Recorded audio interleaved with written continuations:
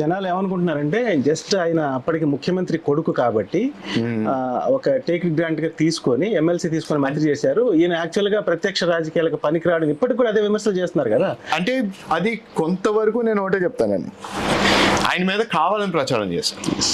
మీకు కూడా తెలుసు, వాళ్ళకి కూడా భయం వేస్తుంది. ఇప్పుడు ఏ ప్రభుత్వం అధికారంలో ఉందో వీళ్ళే ఆనాడు మాట్లాడడం జరిగింది.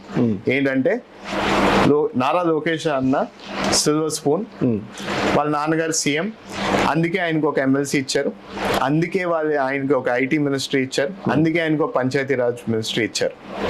కానీ నిజంగా ఆయనకి ఆ మినిస్ట్రీలు ఇచ్చిన తర్వాత ఆయన ఈ రోజు మన ప్రతి పంచాయతీలో ఉన్న సిసి రోడ్డు కేవలం ఈ రోజు అలాగ ఉందంటే అది నారా లోకేష్ గారు స్వయం కృషి.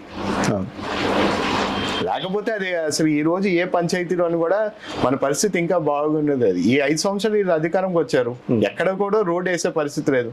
కనీసం పంచాయతీలోనే ఆ సీసీ రోడ్డు కాపాడే ఈ 5 సంవత్సరాలు. అవి కూడా లేకపోయి ఉండుంటే ఈరోజు వరదల్లోని ఎందులోనే మొత్తానికి అసలు రోడ్డు లేని పరిస్థితి అయిపోయింది మన